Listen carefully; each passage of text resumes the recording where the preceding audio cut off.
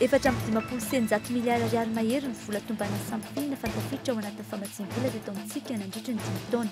Eloka manodidina fandoava-ketra ny 900 izany, nilazan'ny Cyprien Union teo anivon'ny Bianco androany. Trano fivarotana maro no maika tsy amikoma 67 hektara ao Malala, antapitrisany maro ny entana kilany hafa, takindreo mpivarotra na nisorana andreo éponge ami ampatoriana eny amin'ny alina. Ronjato eo ny vavarano na nantsona hoe bouche d'incendie Antananarivo renivohitra, simba avokoa ny 700 amin'ireo raha toa ka tsy zarizary ny ambiny. Ny bouche d'incendie eto Antananarivo izay nifanandrivo tamin'ny endriky ny tanàna tamin'ny taona 790. Ary farany, tontosandroany famindrapa-efana teo anivon'ny primature lefitra misana ny fampandrosoana sy ny teo anivon'ny ministeran'ny vola sy ny telopolo.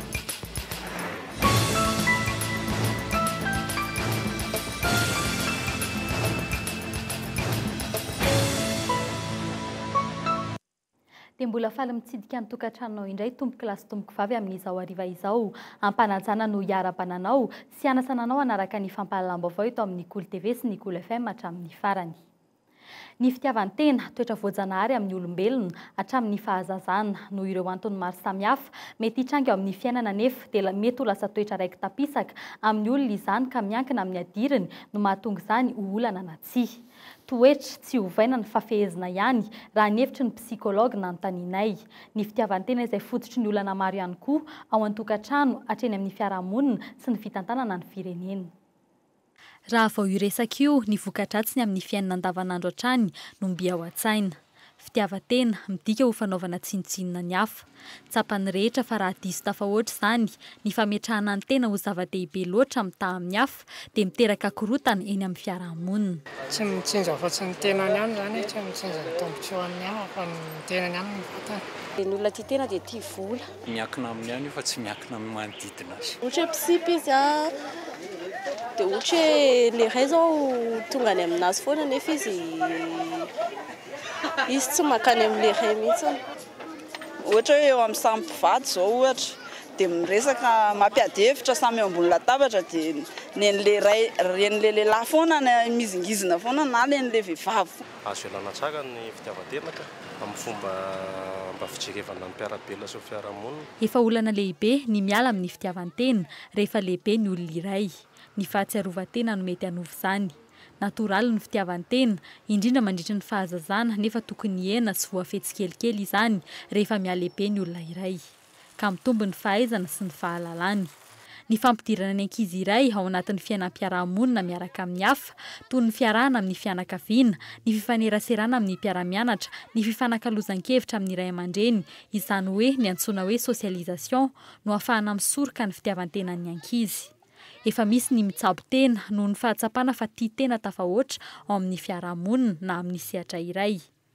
Marary efatra isam-bolana eo no tonga mitsabo manao terapia momba izany amin'ny fitoerana iray no tsidihanay eto Soavim-bahoaka. Raha sanatria izany tsy vita amin'izay izy dia mazava ho azy mila amin'izay izany le fitsaboana manokana mihitsy izany dia izay izany ilainanay moa amin'ny psikologa izany dia betsaka ny ankizy izany na ny olon-dehibe izany mankaty hoe mitaraina hoe diso tafahoatra loatra le fitiavan-tena n'ity zaza ity, matetika izy tsy mba mahay mifandray amin'ny olona, matetika izy tsy mahay mandray andraikitra, matetika koa izy ohatrany hoe manakorotana mihitsy izany mila fitsaboana izany amin'izay. Ny olona tia tena matetika ohatrany hoe tsy ampy fitiavana ihany koa ny azo andikanana azy. Ka izay le fitiavana izay izany manomboka amin'le hoe fitiavana omeny ao amin'ny fianakaviana. Tsy azo lavina koa izany ny dikany hoe fitiavan-tena matetika tsy fahatokisa-tena ilay izy, misy ifandraisany be izany izay. Tsy fahatokisa-tena na hoe tsy fampiny atao hoe estime de soi koa filazana izy amin'ny psikolojia izany. Matetika ny olona rehefa mifamaly dia mifampitsara momba ny fitiavan-tena. Singa iray ahafahana mamaritra fa tia tena ny olona iray, ny fialany andraikitra, ny tsy fanekeny fahadisoana fa indrindra ny fanilihana fahadisoana ny amin'ny hafa. Sarotra ny miara-miaina amin'ny olona tia tena indrindra fa eo anivon'ny toeram-piasana.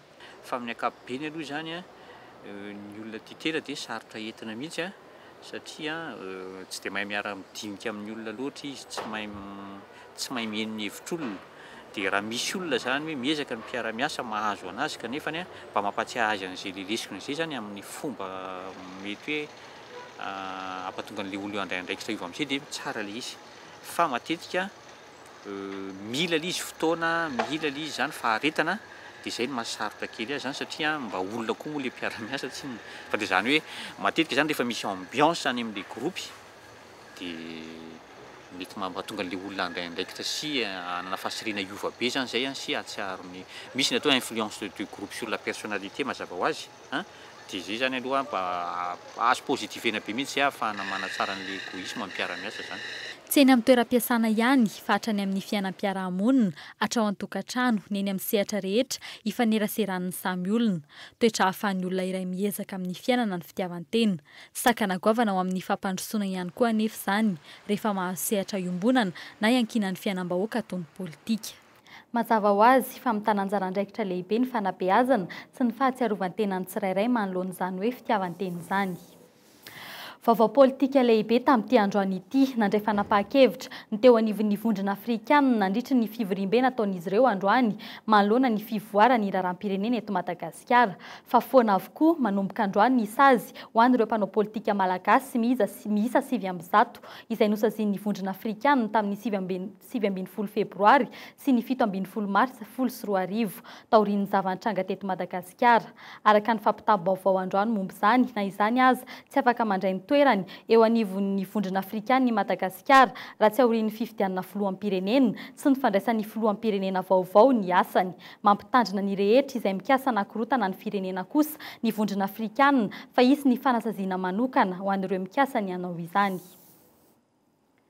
Miandry ny fanapahan-kevitra ireo filoha efatra amin'ny rahalay mianaka ny FFKM taorian'ny fanomezan'izy ireo ny vokatry ny fifanarahana fampihavanana izay novolavolain'ireo solitena 3 isaky ny ankolafy. Noho izay dia mitohy hatrany ny asa fampihavana tanterahin'ny FFKM tsy sakana amin'ny fifidianana kosa ny ezaka izay atao izay mbola lavitrezaka aorian'ny fahazoana ny hevitra ireo filohan'ny ankolafy efatra. Vao fantatra indray ny fotoana anatanterahana ny fampionana azy efatra amin'ny rahalahy tahaka izao izay fanambaran'izay. Sipoka voalohany nampanantenainy FFKM ny fampihonany filoha tetezamita ankehitriny sy ny filoham-pirenena 3 teo aloha. Tsy mbola tanteraka nefa izany noho ny tsy nahatongavany filoha Ravalomanina Marka teto Antananarivo. Nangataka solitena 3 mahefa tamin'izy ireo tsirairay avy ny FFKM. Izy ireo no idinika sy tondra tolo-kevitra tamin'ireo sosokevitra izay voangona teny amin'ny CCI sy hanolokevitra amin'ny fihaonan'ny filoha efitra. Dia tena feno fahavononana amin'ny fitadiavam-baolana ny solitena 12 avy amin'ny 2 filoha efatra ary nandatanteraka ny dinika tamin'ny fifankatiavana tokoa. Ny afara tamin'ny famolavolana fifanaraha-pihavanana ny fihaonana teny vohipiraisany moa nanaovana izany. Natolotra ny FFKM izany fifanaraha-pihavanana izany ary ampitaina amin'ny 2 filoha efatra amin'ny alalany ireo filoha-piangonana.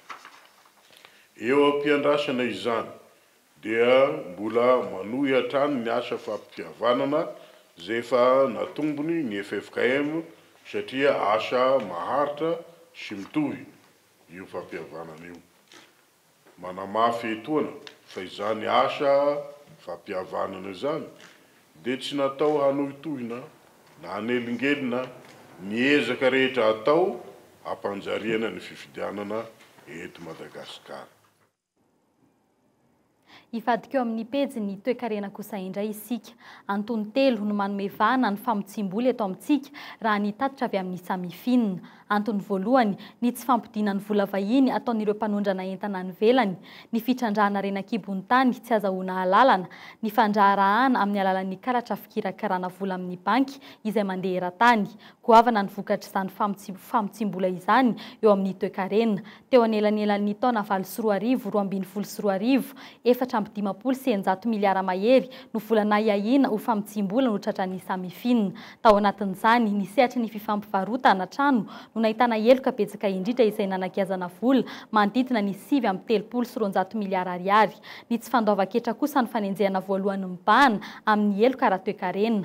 Olana ho an'i Madagasikara kosa hatreto ny tsy fisian'ny fiaraha-miasa iraisam-pirenena ahafahana manao fanenjehana mivelatra.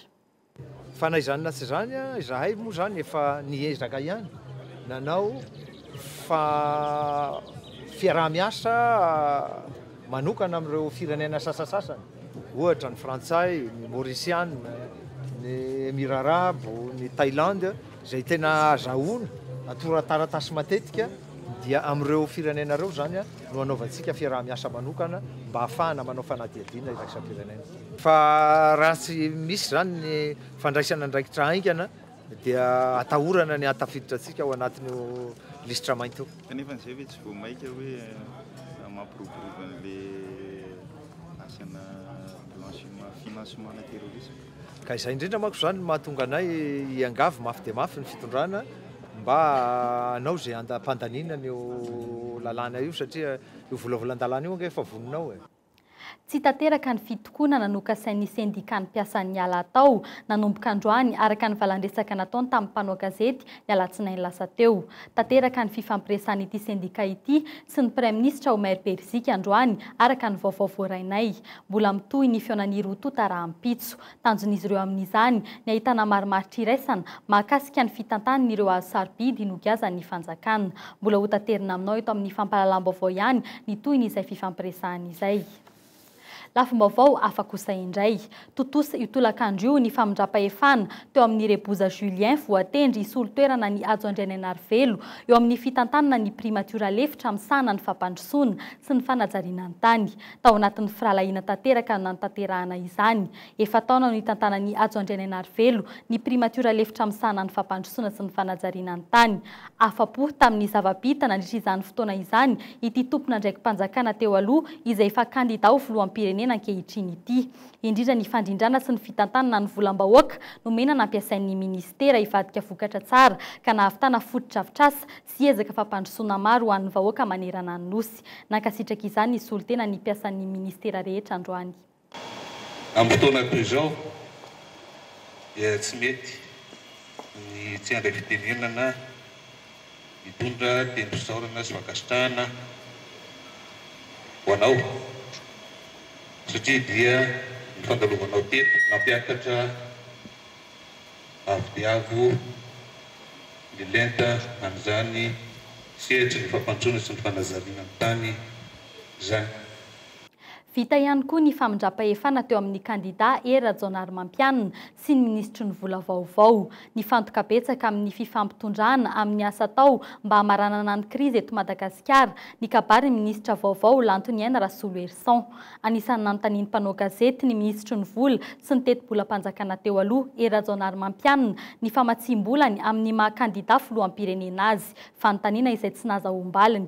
Raha toka nisongadina ny antso fampelezan-kevitra nataony nandritra ny fifamindrapa-efana sy ny firesahana mivantana amin'ireo mpiasa eo anivon'ny ministeran'ny vola sy ny teti-bola no tanterahana ny maraina teo.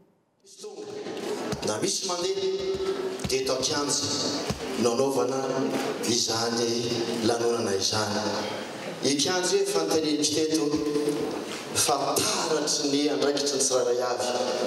Milalao mba andresy mampiseho hery mampiseho tanjaka nefa ilay tanjona ny tena ngezabea dia ny mampiditra baolina ny andresy mitondra aina.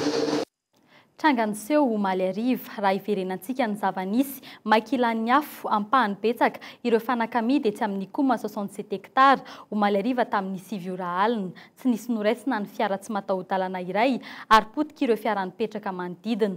Raha ny fanazavana izay nomen'ireo tompon'ireo kidoro izay amidy ety ivelany voalaza fa ny andohan'ny afo dia nininana ataony fandoroany fanadihadiana hitovy raha kotondravony. Tsy nisy noraisina ny entana toy ny armoara, ny seza fandraisam-bahiny amidy, fiara enina ny simba, isan'izany ny fiara tsy mataho-dalana iray, no kila firehitra ny anatiny sy ny velany, fiara efatra ihany koa, izay tety ampitan'ny tsena no simba, ary taksi be iray no simba ny loko amin'ny ilany havia. Nisy ihany ny entana avitra, voafetsy hiparitaka tamin'ny antsasaky ny kianjan'ny koma ny afo, afo avy ety ivelany no nitarika ny loza raha ny fanazavana, afo nandoro an'ireo kidoro éponge no nandady, nandoro an'ireo trano azo misy fanaka tao anatiny. Nekandrefana zany ny rivotra. Fanitsinanana ny tsokany nekandrefana ny rivotra. Dia nahazo an'ilay labasita ny sary tafo ty dia saron'ilay anona ty izay napitatra ny afo. Éponge zany hoe lasantsy nanaovana azy.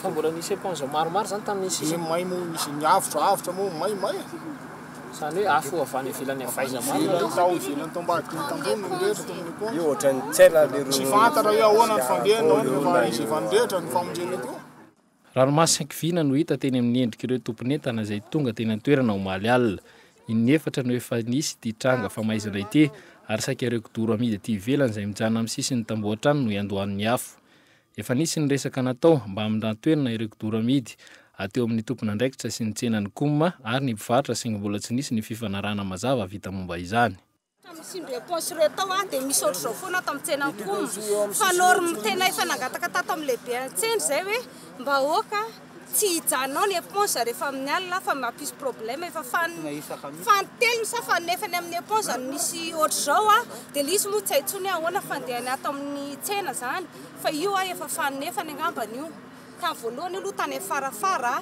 dia tato ampovoany tato dia teto aminay ngamba zay vao 3 mois dia io ndray mbola io zany vovangana saika zava-doza raha tsy voafehy ity afo ity soa ihany fa tsy fotoanany rivotra mahery izao hoy ireo nanatra mason'ny loza omaly ariva raha tsy izany vetivety dia mety ho nihitatra tamin'ireo trano teny amin'ny 67 hektara ny afo nahitana taratra ny adirin'izany ny fahavoazan'ireo fiara tsy nanapo izany ny tompony iray tamin'ireo fiara simba efa foa nangataka tany amin'ny commune zay aloha momba n'io fanao fangatana fa tsy hipetraka eo le éponge dia nefa moa mbola io ihany izy ie fa fandona an'io tomobilinay zao mivoa ohatran'io tamin'ny 3 volana io mivoa no tompoko ny assurance ave rehefa misy tranga tahaka izao dia mamerina ihany ho anareo sa ako io tsisy incendie tonga raha-potoana ny mpamonjy vona ho azy ireo olana trano ny fifehezana ny afo ary efa amin'ny toerana be trano azo asinana ny sarotra ny famonjena ny afo satria ny andro alina raha teo moa raha naharain'ny aso zay tamin'ny solo raha tamin'ny teo dia tonga teto toerana zay tamin'ny nahery 3 minita paorinan'izay satria tsy misy nambotaiazy vetivety tonga ny famonjena fa ny hitanay zany dia afo be fa manerana ny senitino katran'ity avaizany netombohan'ny afo tombatombana no azo atao omaly ariva afitsikarahan'ny mpandalo na azo ireo éponge ave sa resaka courant ao ireo nilaza fa mety nenena natao ny atombohan'ny afo sy mandoro tsy haina hoe fahatalana ave sa tsy tokony hipetraka ety ivelany ity sa tsy haintsona tsy atao hoana moa fa io zany mba atom-pivelomana fitadiavana dia tsy maintsy mba mitsiry amin'io izy hoe apetraka amin'ny tsy haiko zany na hoe iza ny tokony anakinana be sa amin'izao zavatra mahazo zao manomboka eto lasa ho an'ireo sisa tsy may ny entana no nitondran'izy ireo izany mody isan-karivo no hititanga ity izay tsy voalohany fa efa nanambana ihany koa ny loza tany am-boalohany sainga ity indray mandeha ity no tena nanimba zavatra maro aiza ny fandraisana andraikitra saika efa nisatrany ny fahavoazana vao mitady vahaolana tsy nitsena ihany fa eo amin'ny lafiny rehetra mihitsy raha ny zava-misy eto an-drenivohitra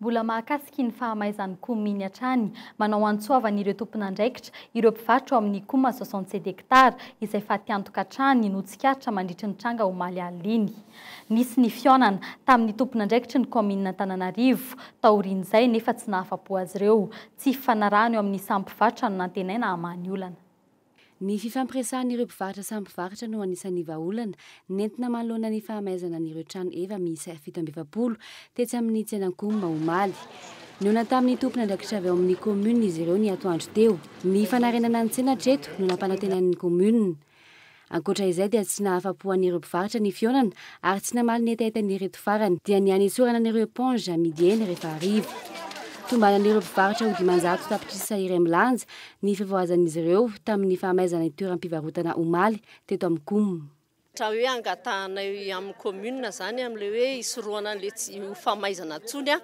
dia le mpivarotra éponge ao avelany zany alao izy hivarotra ny atoandro fa ny angatahana amin'ny zareo zany mba hiteny azy ny commune hoe aoriny ny entany rehefa hariva dia amin'izay satria zany amin'izao hoe izay may izao dia mba mangataka ny izay afaka manampy anay rehetra na izy raiky ampy 30 lary eo ara zany a idiny ety mba hamefanampiananay fa tena may zay may ny entanay zany a tena tsy manana zavatra azo ampiasaina zay a masokarena zany tena tsisy mpianatra hiditra. Ankoatra izay ny fidirany mpianatra manampitrotraka amin'ny fijaran'ireo mpivarotra ireto fa tiantoka zato isan-jato ho an'ny ankamaroan'ireo mpivarotra ka manao antsoavan'ireo rehetra malalatana izy ireo mba hanampy azy ireo.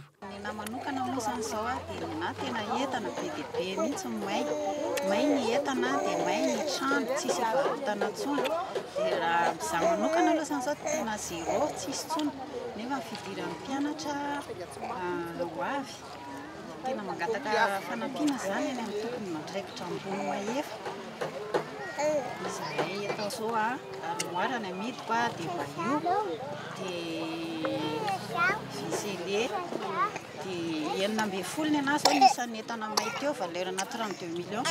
Tsy ho vita ao anatin'ny volana vitsivitsy ny fanarenana ilaina eto amin'ny KOM. Ny mahagaga mahalony ity tranga ity ny famerenana ny trano azo ihany angatan'ireo mpivarotra averina ao aorianan'eto ho solon'ireo may. Miisa 200 ny bouche d'incendie miparitaka manerana Antananarivo. 7 amin'izy ireo dia tsy mandeha fa simba avokoa. Miteraka olana mandritra ny intervention ataon'ny mpamonjy voana nefa izany raha miteraka olana ho an'ny mponina manodidina ihany koa. Mitetina 20 tapitrisa ariary kosa nefa ny fanamboarana bouche d'incendie anankiray. Anisan'ny fananam-bahoaka ny bouche d'incendie hita manodidina ny tanàna Antananarivo. Simba na tsy hita ny toeran'izy ireny. Isaky ny 400 metatra ny elanelany manalsaraka azy ireny eto Antananarivo ary tsy ampy ny 200 misy ankehitriny raha ampitaina amin'ny velaran'ny tanàna. Ho an'ny tranga tetsy amin'ny KOM misy ny bouche d'incendie roa tena manodidina sainga tsy nandeha ilay akaiky indrindra. Bouche d'incendie manerana Antananarivo aloha zany hitako misy fa tsy ampy zay le izy. Dia raha mety zay zao eto amin'ny Société eto mpivarotra ato amin'ny fanaka ato amin'ny KOM zany dia ato aminay zany hita hoe tena tsisy mihitsy ny le bouche d'incendie dia tsy maharaka ilaina dia zay zany na resaka bouche d'incendie zany zao tena na may be an'le tanetato. Ity eto akaiky ny tranon'olona ivelany ity ilay bouche d'incendie tsy mandeha. Efa ela ihany no nitete izy io ho ireo mponina mipetraka aty amin'ny manodidina ary lasa atahoran'izy ireo indray ny mety ampiasaina azy. Tsona foana ny pompier hoe idio tsy idinin-drareo nefa ny ato ambanin'io bouche d'incendie io misy bus be dia atahoranay hoe hiotsaka le tany sy ohatr'izany dia enjera aty amin'ny tranonay le poteau. Efa be da be ny antso na ny fokon'olona teto amin'ny cité na ny responsable amin'ny fokotany fa mbola tsisy na mevaliny mihitsy ny pompier dia tonga izy malo zao dia mieritreretinay hoe efa ho idina le izy mbola io tsy nandeha tsony mihitsy tsy mandeha tsony efa angambany io zay ny 4 teo ny sokafan'ndrareo rehefa le misy incendie ety amin'ny 67 hectare fa tsy mandeha dia tsy haiko hoe inona ny ataon'ny fanjakana sy ny commune amin'io. Sady mila ampiana amin'isy no mila hampanarana ny toetrandro ny kojakoja momba n'ireny bouche d'incendie ireny. Mialohan'ny intervention ataon'ny mpamonjy voana dia misy ny saritany izay jerena anireny bouche d'incendie ireny. Tena tsy mampandeha an'ireo atao hoe 70 tsy mandeha ireo dia efa tena grave be ny fahasimbany satria za eto amin'ny sampam-mpamonjy voana ihany koa dia manamboatra n'ireny simba ireny ka rehefa mbola azo amboarina izy dia tsoahanay zany dia hoentinay makaty amin'ny toby dia amboarinay fa ireo 70 ireo tena tsy mandeha zany efa tena na zany olana avy amin'ny conduite ny jirama tsy mampandeha anazy na le izy nefa tsy mety amboarina intsony. Manano sarotra aloha zany dia ny betsaka le toerana eto Antananarivo renivohitra mbola tsy misy ny bouche d'incendie io. Raha ny normalisation tokony hipetraka amin'ny bouche d'incendie dia isaky ny 400 metatra dia tokony ahitana bouche d'incendie anankiray. Zay zavatra nefa ny mbola sarotra no ametrahana izay fitsipika izay atao Antananarivo renivohitra satria raha ny tombam-bidin'ny bouche d'incendie anankiray fotsiny miaraka amin'ny fametrahana anazy dia manodidina 20 tapitrisa ariary. Sakana ho an'ny fahombiazan'ny famonjena voana matetika ny fahasimban'ireny bouche d'incendie eto andrenivohitra ireny. Marina fa rano 3 litatra ary maharitra 10 minitra ihany dia lany ny rano anatin'ny camion ray rehefa raikitra ny ady amin'ny afo. Antony mazava-dehibe ny fisian'ireny bouche d'incendie ireny indrindra ho an'ny tanàn-dehibe tahaka ny Antananarivo. Vaovao eo amin'ny lafiny zavakanto nosamborin'ny Zandary tetsy amin'ny serana mpiara-manidiny Vato ny mpanakanto Black Nadia tokony ho tamin'ny 4 ora hariva teo araka ny loharanom-baovao mari-potitra iray. Araka ny ampaham-baovao voarainay androany, resaka abus de confiance sy resa-bola 700 tapitrisa ariary no antony nisamborana azy taorian'ny fitorinana nataon'olona. Fanadihadina. Tena miserana mpiara-manidiny Vato no nosamborin'ny mpitandro filaminana i Black Nadia io folakandro hariva io tokony tamin'ny 4 ora. Saika iondrana iazo en la réunion, iondrana tamin'ny ary Mauritius ity mpanakanto ity sy ny mpandiany no nosamborin'ny Zandary izay efa niandry azy teny. Resaka abus de confiance na fanarotapitokisana no itoriany mpiara-miasa taminy teo aloha azy. Resa-bola 300 hatramin'ny 700 tapitrisa tsy naveriny izany raha ny ampaham-baovao voaray tamin'ity androany ity. Saika anao fampisehoana la réunion amin'ny farany herinandro i Black Nadia no izao vao sambotra izao. Ny brigady nitosy no sambotra azy. Tsy teo imason'ny olona izao fisamborana izao raha ny fanazavana azo. Fa tamin'ny vao tonga tamin'ny fiara dia nalan'ny Zandary ary nafindra fiara i Black Nadia raha ny fanazavana hatrany. Fitoriana napetrakolona sy ny fanadihadiana efa nandeha tao anatin'ny 2 volana no namoahany procureur mandat d'arrêt ka nafana nanao izany olona ranom-baovaonay. Eo ampelantanan'ny mpitandro filaminana ity mpanakanto ity ankehitriny miatrika fanadihadiana. Arahintsika ny toin'iny raharaha iny raha mpitso eto amin'ny fampahalalam-baovao. Matany Liban ny alarobia 17 aogositra lasa teo i Stéphanie, vehivavy malagasy miasa any Liban. Manao antsoavany amin'ny fitondram-panjakana ny fianakaviany mba hampidina ny razana eto an-tanindrazana. Fantatry fa mandovola ny fiazonana ny razana any Liban ary ny malagasy ihany no manao tsipaipaika andoavana izany ankehitriny. Izy ireo izay efa tsy maharaka intsony. Raha ny fanazavana no men'ny havany ity vehivavy malagasy natevin-daharana ireo maty tany Liban ity. Efa nandefa taratasy fangatahana any amin'ireo ministera tompon'andraikitra rehetra ny havany mba hanamorana ny fampidiana ny razana. Ny kontrana ny fifanarahana nataon'i Stéphanie tamin'ilay agence nandefa azy tany Liban no tsy ampy ankehitriny ka mampitarazo ka ny fikarakarana rehetra. Miangaha fiara-miasa amin'ny fanjakana izy ireo ankehitriny. Fanadihadiny. Nisy mesazy avy any Liban izay mitantara ary manambara fa maty Stéphanie. Dia taitra izay fianakaviana hoe ahoana fa maly izy ny telefona hoe marary androany maty. Dia eo izany izao ny tena olana ary tena angatahanay fianakaviana mihitsy amin'reto androm-panjakana satria misy ministera anankiray izay mitaky ny taratasy hoe aiza ny taratasy mahara-dalàna fa nenga teto Madagasikara Stéphanie izay asa ho an'ny Liban. Dia nefa izany fikaroana izany taratasy izany dia tena mbola namaly zareo hoe mbola lavitresaka no ahitana izany taratasy izany. Ka nenay izany tena mba mangataka indrindra ho an'ny ministera tsirairay androm-panjakana mahefa raha mba azo atao ireo razany tompovavy Stéphanie mba hampidiana aty Madagasikara. Ny fampiroboroboana ny teknolojia vaovao sy ny jeux vidéo no antony hetsika miompana manokana amin'ireo tontolo ireo etsy amin'ny lasity Ivandry manomboka an'io ary mifarana amin'ny alahady ho avy izao. Ahitana an'ireo fitaovana manaraka ny teknolojia vaovao araka izany ity salon de la technologie et des jeux vidéo ity. Fanazavana. Amin'ilay izy attirena ny olona ho avy aty amin'ny lasity izany animation en centre dia regroupena koa ireo olona izay manao rehetra ny teknolojia sy ny jeux vidéo. Izay hoe resaka teknolojia izay lasity moa tsy hoe ngeza be afaka hitahana be amin'ny resaka exposant fa eo amin'ny 10 eo ny exposant anay dia any amin'ny rez-de-chaussée any premier étage ny misy ny jeux vidéo rehetrarehetra. Miisa 10 ireo mpandray anjara amin'ity hetsika ity ary miandry ireo mpitsidika hatramin'ny 9 Septembre ho avy izao. Ny disadisa mety hitranga mialoha mandritra ary aorian'ny fifidianana no anisan'ny tanjon'ny atrikasa izay nahatra 3 andro tetsy amin'ny Ibisakorondrano. Ny PNUD, ny EISA sy ny Senita no tompon'andraikitra ary ireo solitena ny mpanelanelana avy amin'ny distrika 570 no nandray anjara. Miteraka disadisana herisetra ny fifidianana ka isorana amin'izany ny tanjona sy ny fanamafisana ny fahaiza-manao an'ireo mpanelanelana.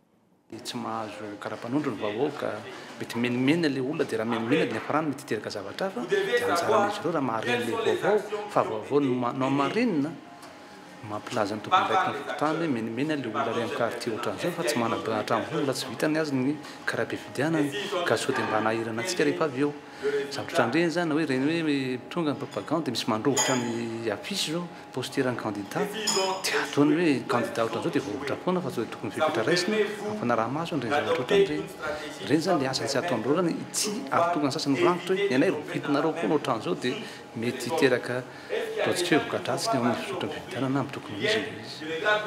Andro iray mialohan'ny fampelezan-kevitra amin'ny 17 septambra izao izy ireo dia afaka miditra an-tsehatra trany eo anivon'ny distrika misy azy avy. Andray an-tanana azy ireo ny tompon'andraikitra rehefa anatotosany asany izy ireo.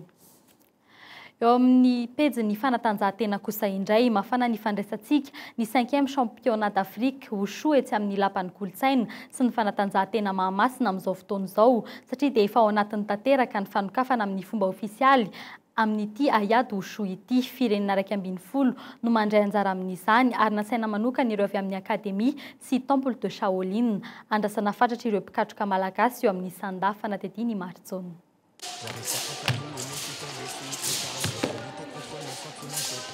Isika eto Madagasikara mampiatrano ny andian'ny fahadimy fiadina ny tombon-dakan'ny Afrika eo amin'ny ayady wushu izay etsy amin'ny lapan'ny kolotsaina sy fanatanjahantena no anatanterahana izany anomboka anio ary ifarana amin'ny alahady ho avy izao. Mampiavaka ny wushu ny ahitana ny sanda, taisi ary ny etao izay tena voafehan'ny malagasy ankehitriny.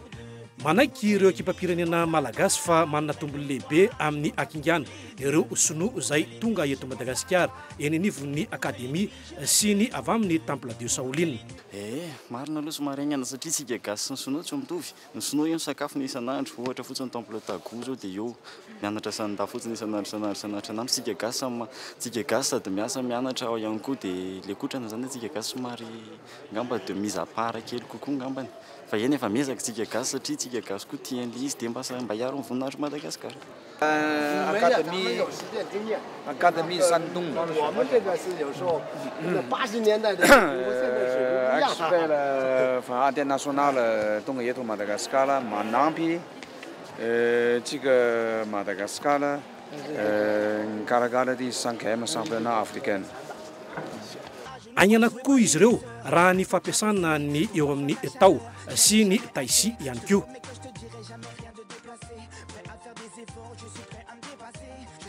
Ny ora d'entraînement mety tsy mitovy ny azy mety efa isan'andro iainana foana dia tsika gasy kosa mbola avy mianatra vao mety manao avy miasa vao mety manao dia izay mety tsy itovizany.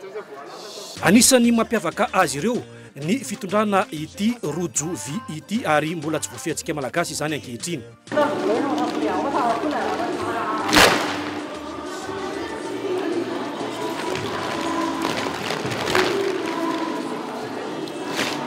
Faly tokoa ry zareo sinoa amin'izao fandraisan'ny Madagasikara ny andian'ny fahadimy amin'ny ayady wushu izao ary dia zava-dehibe ho azy ireo ny fandraisana anjara.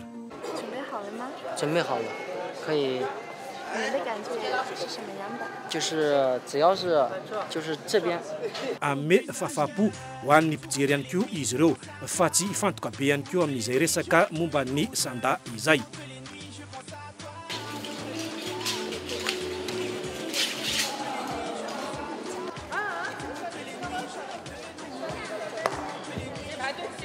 Vaovao hafakely iray avy any ivelany no entintsika mamarana ity fampahalalam-baovao ity.